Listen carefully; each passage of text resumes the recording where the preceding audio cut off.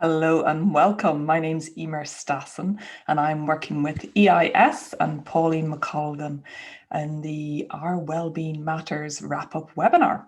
So this is pre-recorded and you can watch this and take part in this in your own time. What you do need when you're watching this to get ready beforehand is a notebook, a pen, a journal, a space where you're not going to be disturbed for the next hour or hour and a half or so. And this is an interactive webinar where I'll be speaking and sharing, but also asking for your input as well. So what would be really helpful, if you could, is to have a partner or a practice partner to do some of the exercises with.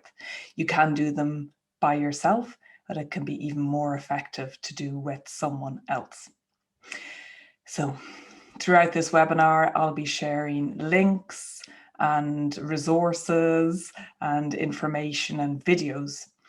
All of what I share, you will receive in this webinar package in the form of notes, YouTube clips, further reading and handouts, as well as specific EIS resources too to help and support you with your journey on this Our Wellbeing Matters webinar.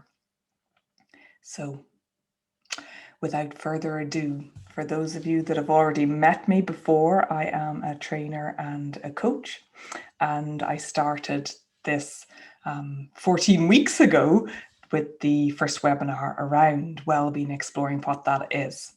So that's like the snapshot for those of you that were able to attend that webinar all those weeks ago, and we'll be weaving some of that through this webinar as well. So share the screen and share some of the aspects of what this webinar is about. So here's what we're going to be exploring today in this session. For those of you that know me, we start pretty much all sessions with a grounding exercise because our learning can be so much more effective when we feel grounded and settled and safe in the space that we're in, so that we can pay attention to the topic. And also this is about exploring our senses and the language of the senses. So presence is a really helpful requirement when we're exploring the senses, as they are for you now.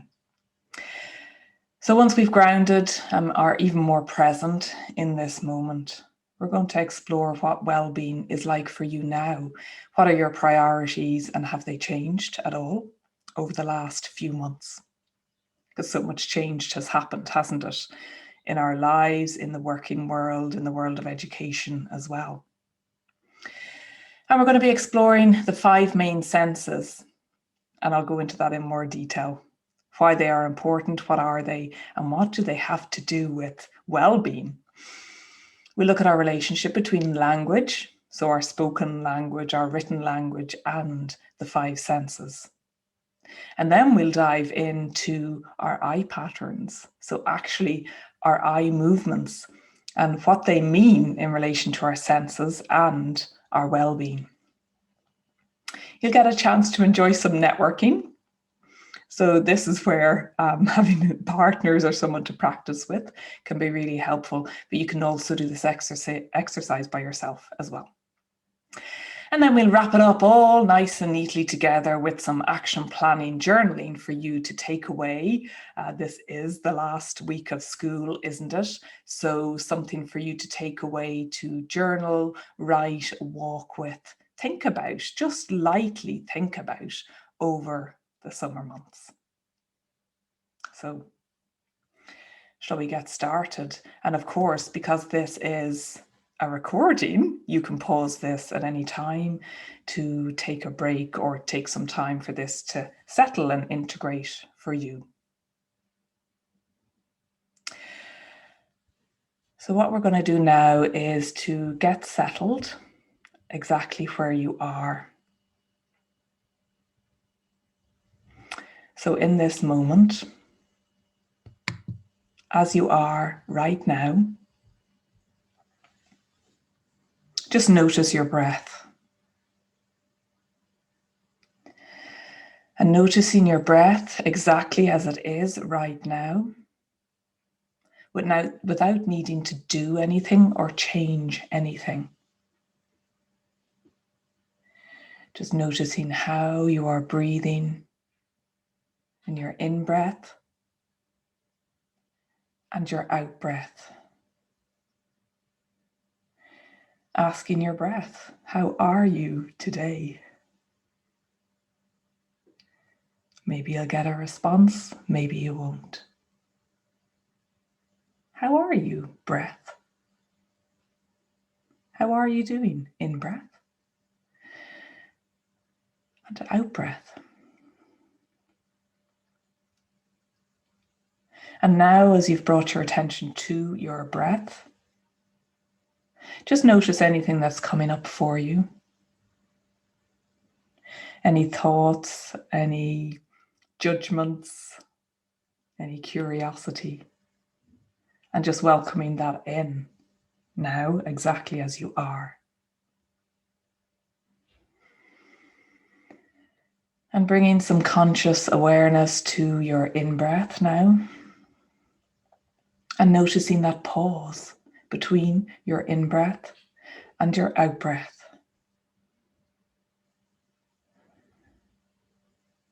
And allowing your in-breath to lengthen just a little bit. Maybe counting to 3 on your in-breath. 2, 3, pause, 2, 3. And out-breath, 1, 2, 3.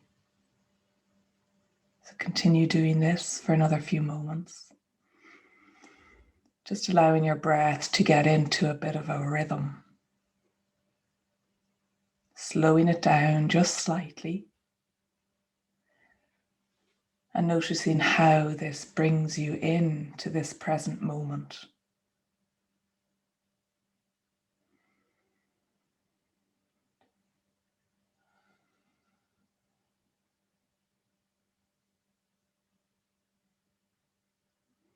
And now bring your attention to where your body's in contact with your chair, if you're sitting, where your feet are in contact with the floor. It can be really helpful that they are in contact with the floor when we're doing a grounding meditation, because this is our connection to the earth beneath our feet. Literally ground. Our feet are on the ground. We are grounding. We are earthing. So feel your feet on the floor and the soles of your feet in contact with the floor, and notice any sensations that arise when you bring your conscious awareness to your feet.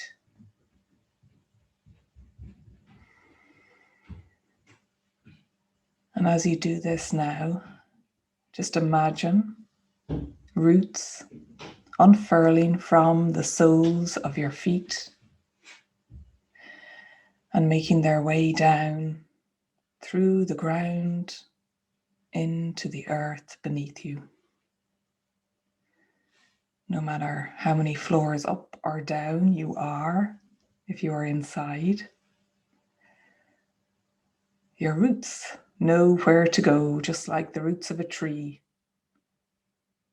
They know that they can make their way down into the earth through all the different layers of the earth, through the underground rivers, caves, rocks, stones, caverns.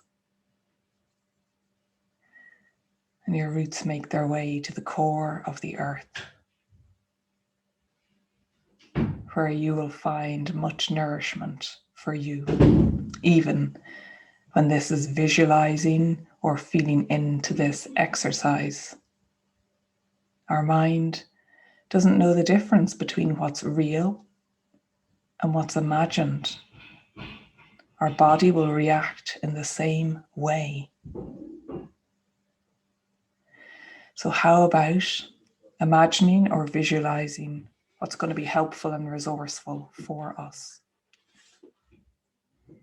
Your breath can help with this, and your roots can help with this.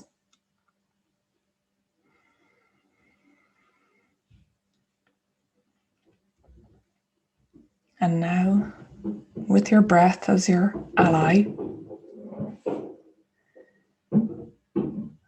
allowing you to release anything that doesn't need to be here for this webinar.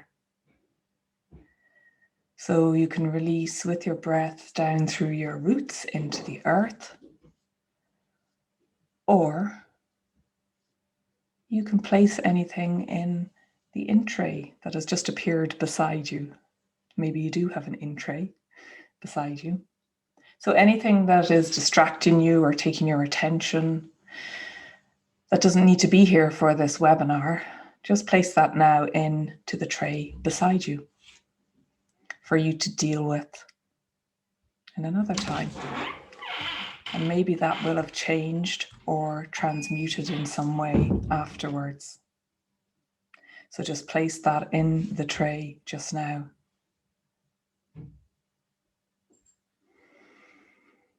And just notice what this does for you, what this brings up for you as you place any distractions out of this space without any judgment. Maybe it's relief, a sense of your shoulders relaxing a little bit further down. Maybe it's guilt. Maybe it's fear. Maybe it's pure joy. At last, I can place this in the in tray and leave it there for a while. Whatever it is, just welcome it in. Just notice it and breathe in to whatever arrives.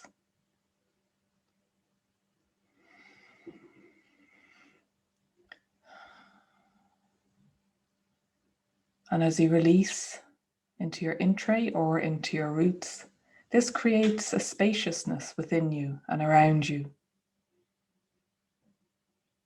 And within that space, you can invite in new energy, new experiences, new ideas, new learning that you will learn during this webinar. So just invite that in now. Without needing to know or logically analyze anything. It's just like inviting it in, like a guest into your house.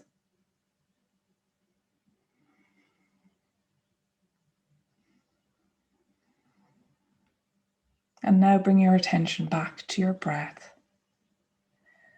as we're beginning to wrap up this presencing exercise.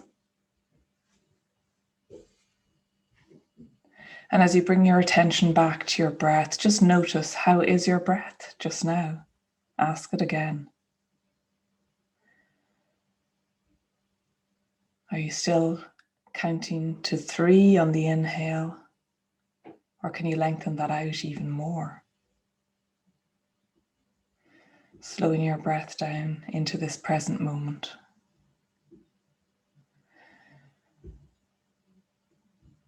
So just enjoying this spaciousness, this moment.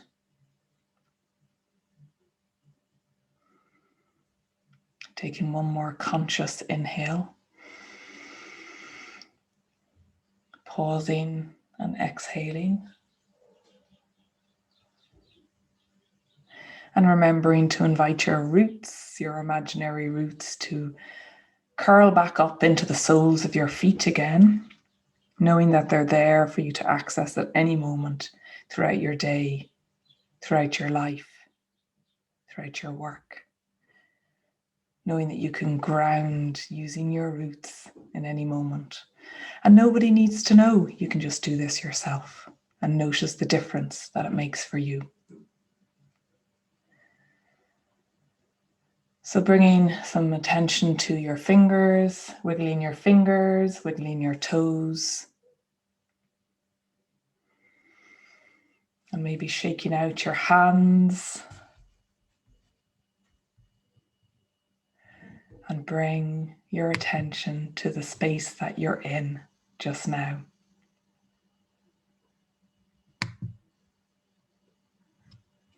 And welcome back to the here and now. And it would be lovely for you to note down in your journal, in your notebook, what difference this exercise has made for you, what this brings you. Again, without any judgment. If it was absolutely awful and you skipped ahead and didn't do it, then that's all perfectly fine as well. And I would challenge you to do this exercise and redo it again and again as often as you wish, because this really helps to bring us into this space and the ripple effect of that in your life, how you perceive your world, your reality. Your students and young people will notice the difference because we will give off a different kind of energy, a more grounded, settled, calmer energy. So this is the practice. When our well-being is the priority, when our well-being matters, this is the continuous practice. It's like emotional hygiene, really. It's like brushing our teeth in the morning. Yeah. So a reminder for all of us that we can do this more and more and invite this in throughout our day. So we're now going to move on and explore our well-being and the priorities. And this is an exploration of what your well-being priorities are now. And if you remember from the very first webinar, we explored what well-being means to you in that moment. And there were many different types of responses. And I'll include those in the notes as well, a visual of that. But this is a Mentimeter that Pauline McColgan has kindly created. So it is integrated into your PowerPoint, and the link is also in your notes. So I would invite you to access this link on the Mentimeter and to complete this, what this is like for you. What are your well-being priorities now? So you can rate these when you access the link. I think it's already coming up because I've already completed this. But when you access it, you'll receive drop-down boxes to rate your well-being priorities now and what these are like for you. And Pauline has offered the suggestions here, the key suggestions. And I am smiling at the seventh one that I rated, escaping Scotland. I am hoping to get home to Ireland at some stage. So yeah, maybe you have holidays or trips planned as well that will really help with your well-being. So take some time. You can pause this video and take some time to explore what that is like for you now. Has your well-being become even more of a priority in your life, in your everyday? Or are you not noticing any difference at all? But I think the fact that you're watching this webinar and taking part suggests that you are prioritizing your well-being even more. Because remember, it's you first, self-care first, well-being first, fitting your emotional life jacket first, and then teaching, then serving your clients, then doing your work. Okay. So a reminder of the communication model. This comes from Neurolinguistic programming, neuro being our thinking, linguistic is our language, and programming is how that all fits together in the great puzzle of being human and in our life. So it is just a reminder, and I'll also include the video that I created for the first webinar for you to watch that further explains this communication and what it's all about. But today, what we're going to be exploring are the 5 senses. Circle, 5 senses. That is a 5. It looks like a 6. Of course, there is the 6th sense of intuition as well. So what are these? Well, the 5 main senses. You will know these, won't you? It's the visual, what we see. It's our auditory, what we hear. It's the kinesthetic, how we feel things. You know, I've got a good feeling or a bad feeling about this, how we feel things in our body, or how we like to get stuck in and get involved in doing things. The olfactory is our smell, our sense of smell, how we smell things. something smells fishy about this, or this smells so divine and wonderful. And gustatory, or taste. That's leaving a bitter taste in my mouth.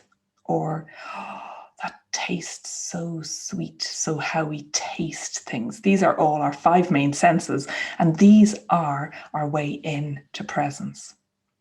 So this is why we're bringing them into this webinar here, because it's so key to be even more aware of our senses, to know how we're feeling in any moment, how we're sensing in any moment. And our way in is through any of these. So as you're listening and watching to this just now, have a think about or feel into or listen into what you think your main sensory preference is. So maybe maybe you've done like some of these learning style questionnaires or sensory preference questionnaires. There are many of these online that you can do that can give an indication. So maybe you already know, or we're going to move on to give you an indication of how you can know what your main senses are. So I know that I am very visual.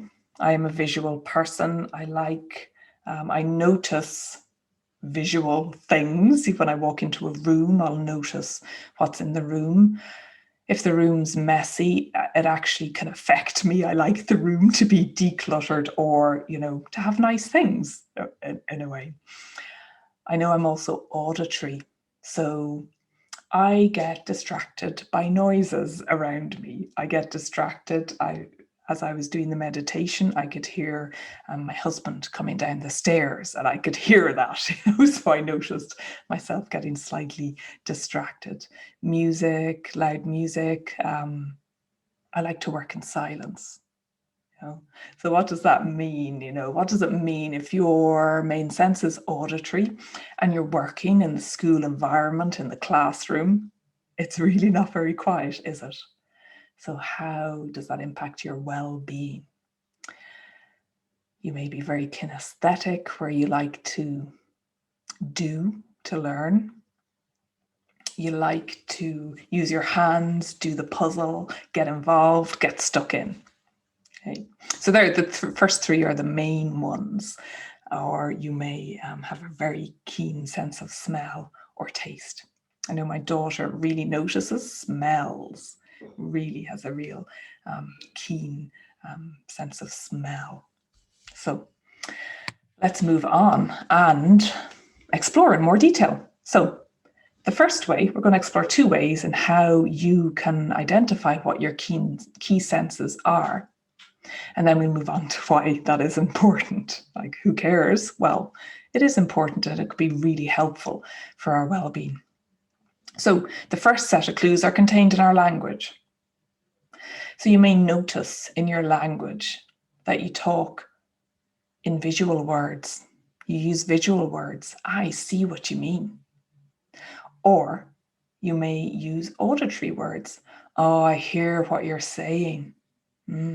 Yeah, I hear those words. That rings a bell. Or you may talk in kinesthetic language. I feel for you. Yeah, I really feel that in my bones. Kinesthetic are the feelers of our world. So the clues are in our language. So those 3 examples are the basic words that we use. But after this webinar and from now on, just notice what you notice in relation to language. What language are you using? And what language are your colleagues using? What language are the young people using that you are teaching, lecturing in contact? See these words now. The visual, the auditory, kinesthetic, and olfactory and gustatory words. So the visual, I see it. The auditory, I hear what you're saying. The kinesthetic, I feel. The olfactory or gustatory, I taste. There's a flavor. I relish this. So just notice from now on, and these words are just some suggestions, and this will be a handout that's available for you to download, to save, to print out. Okay. And sometimes what I do, this could be a fun exercise for you or for your colleagues, is to consciously create a story using each one of these words. So bringing more of a whole language to your speaking. Because of course you know this when you're creating a lesson plan or when I'm designing my programs and training programs, I know my main senses are visual and auditory. So I am more conscious of bringing in more kinesthetic ways of teaching, of training, of coaching. So the more aware you are of your main senses, then the more consciousness you can bring to the work that you do or how you are in your life. So I hope that's making sense. And any questions you have on any of this, please do bring this into, email myself or Pauline, just let us know. Okay, so through our language is a key way of learning and noticing what your main senses are. So another way, let's move on to our slideshow, is through noticing a person's eye movements. So just to mention what it says here on the slide, our language and our senses, we can encourage our awareness and inclusivity in our language choices. Because I do believe when we talk about being diverse and inclusive, I feel this starts from within us. We can take this both ways, outside of us through our policies, our procedures, but also within us. How inclusive are we to ourselves, to our own feelings, emotions, thoughts? And also, how inclusive are we in our language choices? The words we use, the sensory nature of those words, because that's so important when we want to bring all of us. Being well and being balanced is about inviting all parts of ourselves home, really. Okay. So the second way, the first way is through our language and language patterns and preferences.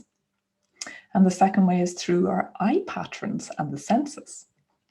So this is where you will need a partner, or you can, it may work looking in the mirror as well. But if you have another partner to work with for this, it will be really useful. So a person's sensory preference. This is useful for deeper listening, for heightened awareness, and to have a more conscious choice of your use of sensory specific language. So we have these questions for you. So this is an exercise that you can do in your own time. So you can pause this video and you can grab a partner from somewhere. With this exercise, when you're sitting opposite your partner, it is how you are looking directly at your partner for this question. So I want you to choose one question from each of these, and this is in your handout set as well. From each of these sets of questions, 1, 2, 3, 4, 5, 6. Okay, ask the question. What was the color of the room you grew up in? And what I want you to do is to notice where your partner's eyes go and draw that out on your page. So you're looking at your partner's eyes, gazing intently into your partner's eyes. Yes, it may feel slightly uncomfortable. Just notice again, bring presence to that and challenge yourself a little bit to stretch outside of your comfort zone. And then with your pen and paper, just draw where their eyes go and where do they land. And notice the first flicker of where their eyes go. So do they go up and to the right? Do they go up and to the left? Where do they go? And draw that down, note it down, okay? And more will be revealed in a moment. So ask one question from each of these sets of questions with your partner as you're facing them straight on. Just notice where their eyes go. Okay? And take some time to do that and to notice that. Okay? So when you've done that and come back in to the main room, hello and welcome back. We're going to explore further what this means. So I've created a video for you, and there's a YouTube link in your notes if you want to watch this again, and it is integrated into this PowerPoint. So I'm going to share my sound as well so that you can get the best experience for this short 2-minute video. So sit back, relax, and enjoy this.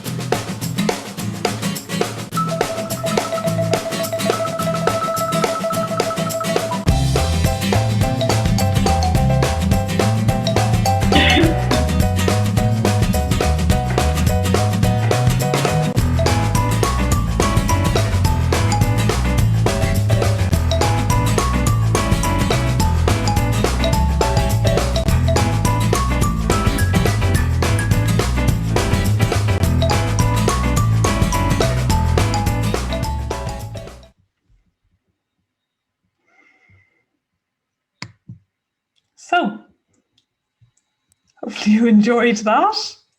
Had a little dance maybe during that video. And yeah, it explains the eye pattern chart. So drawing it out.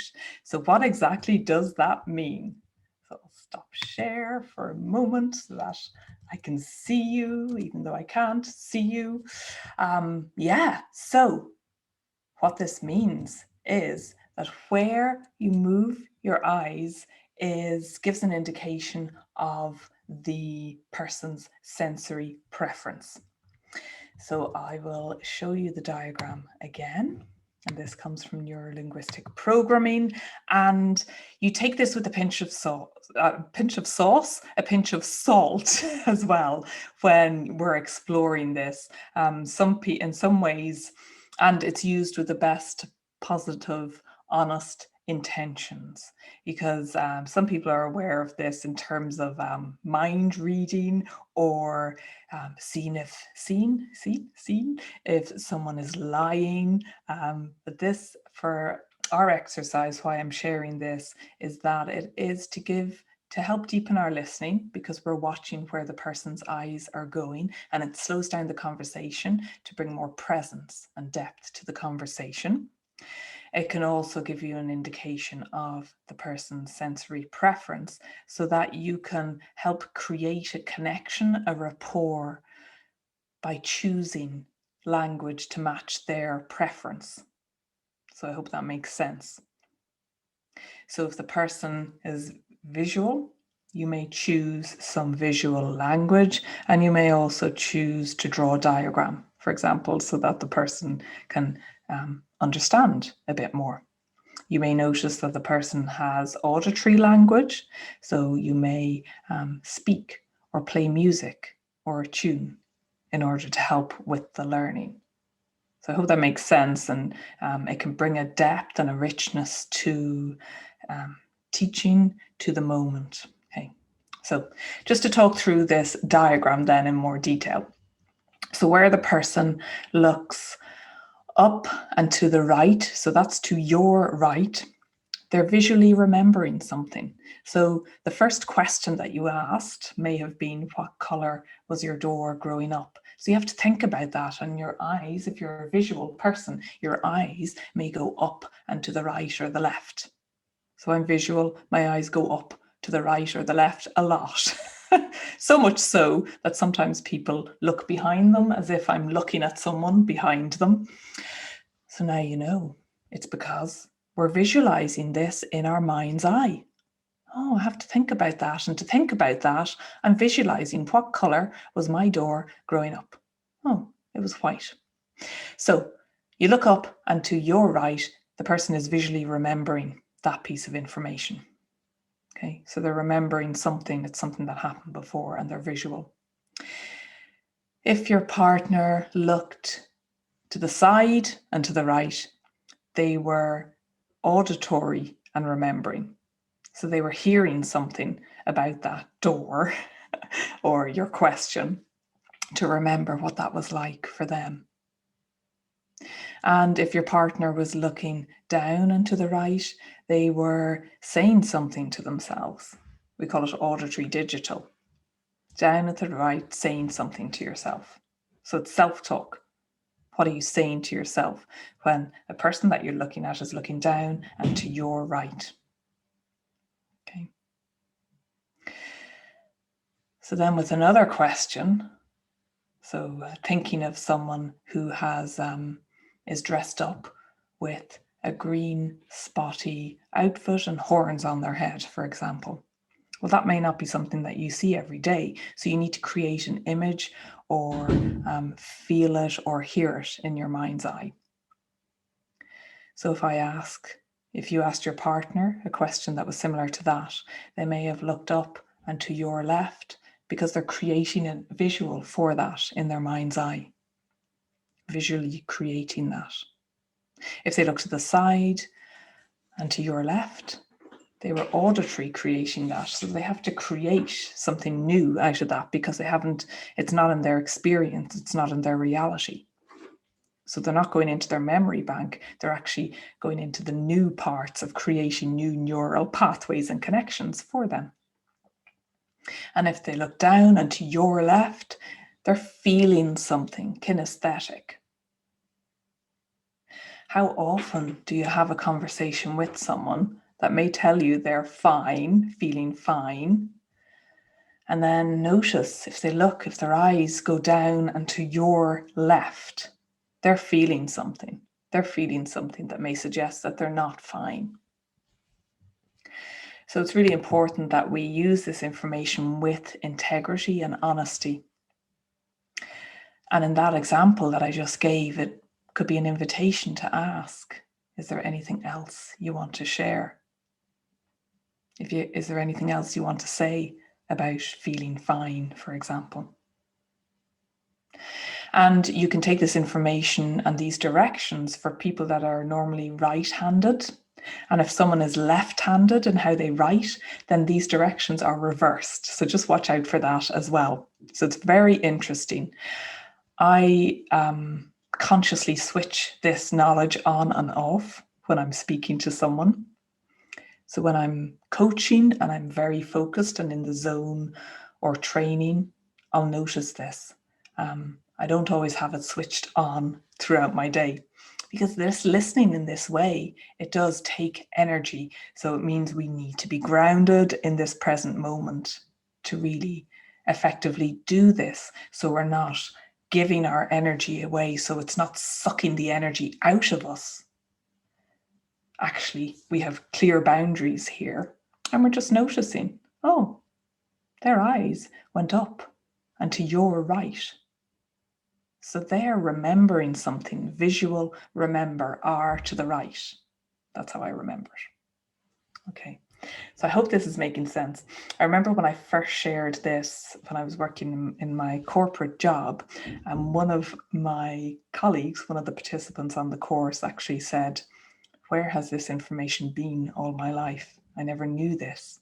And it's going to be so useful in relating to people, communicating with people, speaking to people. And this is very useful online. On Zoom, it's even more effective because we just see this. Any other visual distractions are away. We're just seeing this part of the person we're dealing with. And then in person to person, it invites us to focus more fully on their expressions, on where their eyes are. They say the eyes are the window to the soul.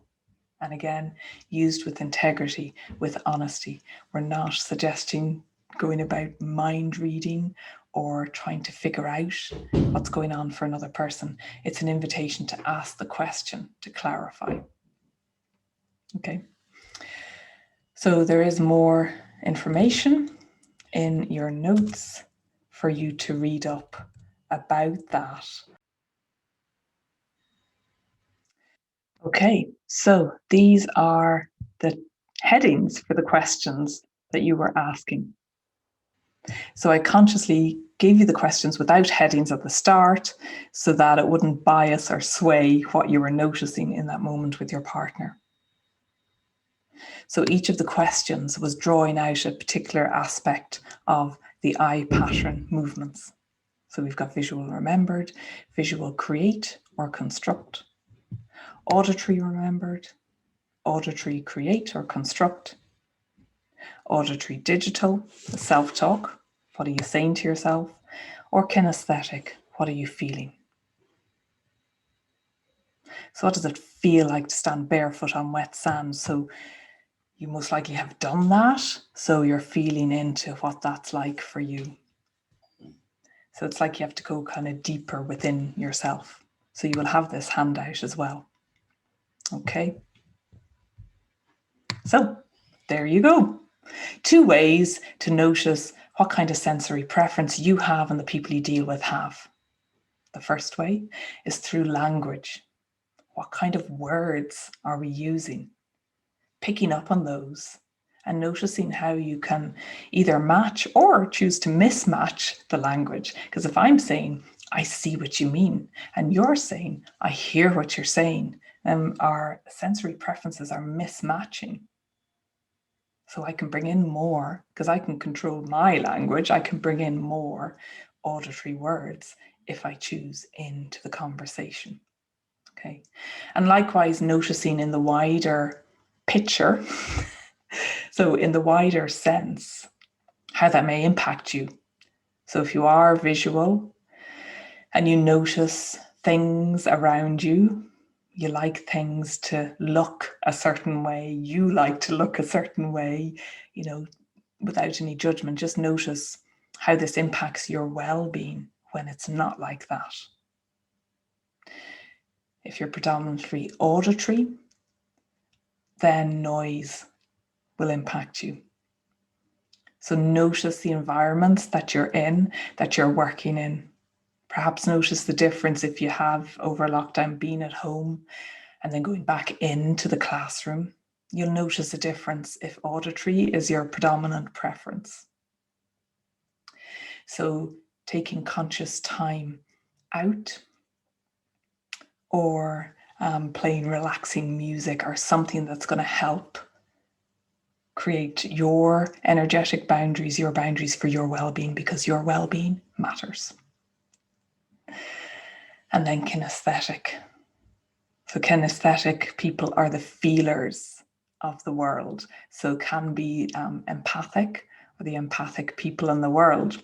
It's a pure gift. It really is. All these are gifts.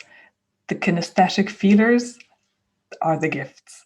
So noticing where you're taking on the emotions of others, or the feelings, or the energy, the positive or the negative energy of others, and how can you create your boundaries around that. So good luck with that. Good luck with noticing, and use it with integrity, with honesty, and have some fun with this as well. So we're not going out to prod people and going, you were making that up because your eyes went this way. Instead, asking the question, asking permission, and then if you wish to explain. Okay, so there you go. Thank you for obliging.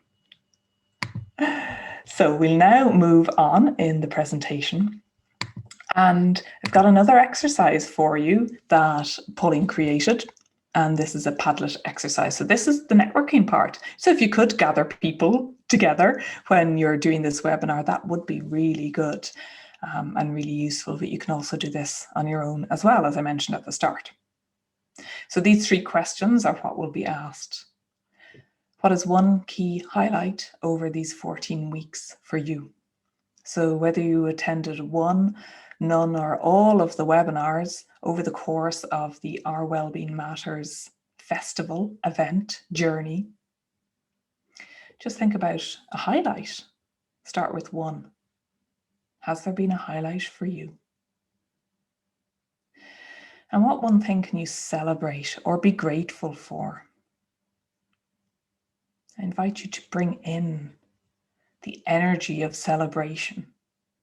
So it's been probably the most unusual, chaotic, stressful year and a half for many, many, many people, where things have been changing on a moment by moment basis. So depending on how you like change or dislike change or chaos or disorder may impact well-being and what you feel able or willing to celebrate. But it's inviting in what is there in your life, in your work that you can celebrate and be grateful for right now. And bringing that energy in and choosing a way to celebrate that that's going to be helpful and resourceful for you. And how would you like to build and sustain networks? So often when I'm offering this training and these webinars with EIS, what we notice is that people want to stay in touch. They like this community feel of connecting with teachers and staff from different parts of Scotland. So how would you like to build and sustain networks? Because we know that connecting with other like-minded people, knowing that you are not alone in what you're experiencing, because if you're experiencing this, there will be at least another person experiencing what you're experiencing or feeling. So creating networks for you to connect and collaborate and share can be so useful for our well-being. So you'll have the Padlet link in your pack. So you can also access that, and I will show that here on the screen. So the key highlight, if you've participated in the Wellbeing programme or anything wellbeing related, and one thing to be grateful for or to celebrate, because we're wiring our brains to notice what's good in our life. Yeah, there's a lot that isn't good or stressful or negative, yes. And there's something that we can be grateful for. Being on this webinar, taking a breath, being alive at this time. So it rewires our brain to look out for more things to be grateful for and to celebrate. And how would you like to build the networks? Would you be happy for EIS to keep in contact and bring groups together around well-being? And I can feel that many of you will say yes around that. What a wonderful offer by EIS. So we're coming towards the end of this webinar. And our final task is around action planning. Because, of course, it's all well and good talking about these things, yes, and learning. It's so important. And at the same time, what would you like to have happen now?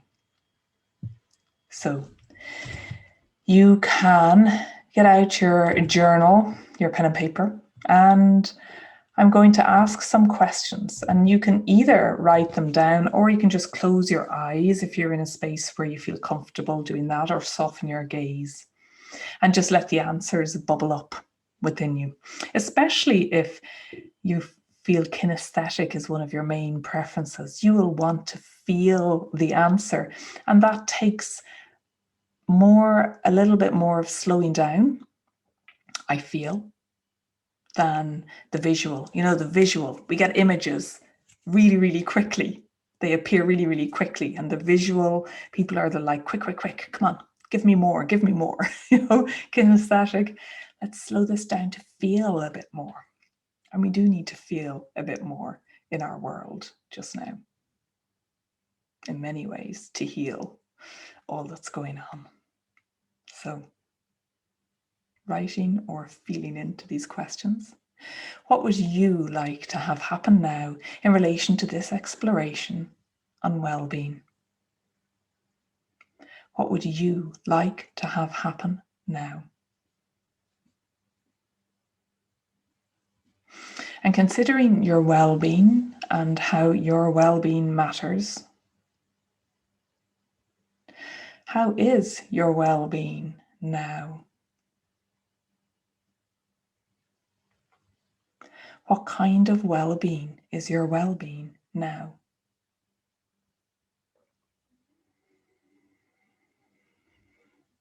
And what kind of well-being would you like to have?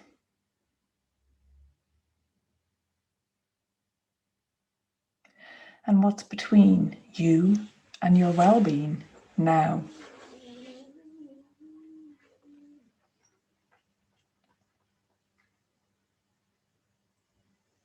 And for your well-being to be at its best in all occasions, in how you show up for yourself, for your work, in your life. When your well-being is at its best, it's like what? So this can be metaphorically descriptive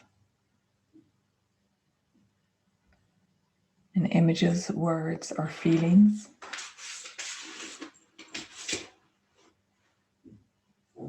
So invoke your creativity for that question. When your well-being is at its best, it's like what?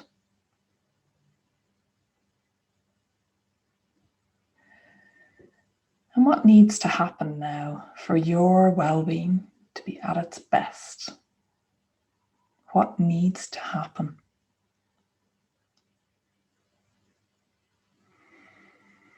And is there anything else that needs to happen for your well-being to be at its best?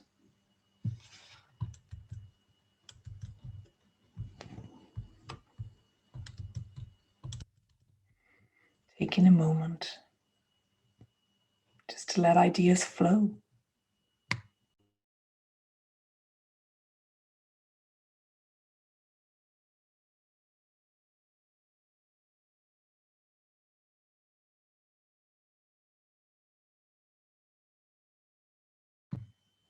And is there anything else that needs to happen now in relation to what you would like to have happen for your well-being to matter?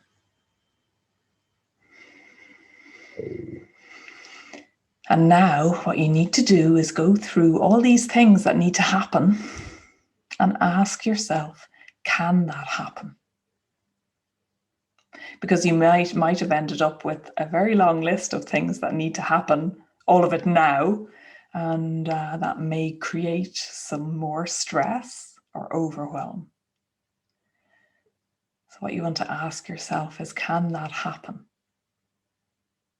And if that's a yes, then when can that happen? And you can start to map out your timeline of when you would like these things to happen. So it might be now, it might be 3 months, 6 months, years from now, or it might be a definite no. I don't want to go there just now. This isn't the time. So timing is important in all of this. So can that happen? And is there anything else that you would like to have happen now when your well-being matters? So take all the time you need to explore that as our action planning journaling for this session. And thank you for being on this journey.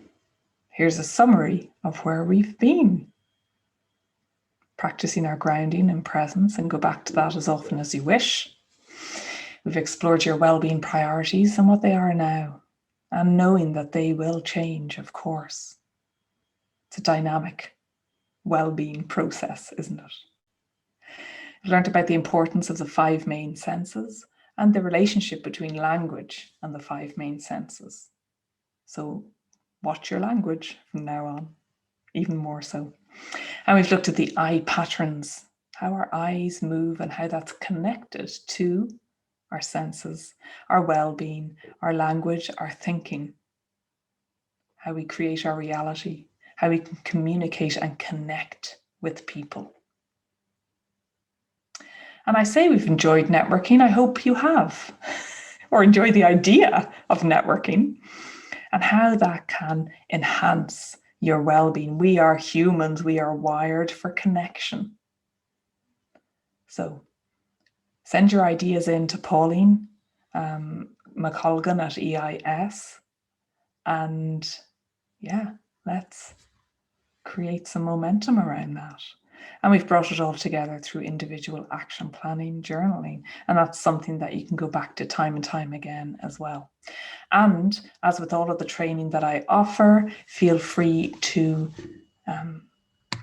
share these tools or use these tools in the classrooms, in the lectures, or wherever you are in your job, in your work, because this creates the ripple effect for this work to go out and to enhance the well-being of our communities and workplaces as well. And it starts with each one of us. So go forth, be well, and I will share, as always, the wonderful resources that EIS provide in providing this webinar and inviting me in, and also on their website as well, Our Wellbeing Matters. So that's under eis.org.uk, professional-learning, Our Wellbeing Matters. So the link will be in the resources and notes from this, and it's also integrated into the PowerPoint. So yeah, lots here in relation to sleep. There's a wellbeing podcast, fantastic. I think you may recognize some of the people in the podcasts. What is wellbeing? Resources, writing. So this is something I personally enjoy, of writing things out, writing stories, storytelling, writing the truth, because the pages of our journal don't judge us, do they? It's us that does the judging. So yeah, write it out. Thinking creatively, food and mood. So lots here, digital resources, human rights, money, nature, being out in nature and greenery, and how that really enhances our well-being and grounds us. And media. So there's so much here that I do enjoy taking time to look through as well. So enjoy that if you wish over the summer months as we're going into the holidays now, and take care of yourself and each other and enjoy your time off. Summer holidays coming up. Woohoo! Have fun and congratulate yourself for being here and for showing up as you throughout all of this, the school year, the school term. And yeah, I know my 3 children are looking forward to finishing up and having some time off over the summer. So take care. It's been a pleasure sharing this with you. And until we meet again, goodbye.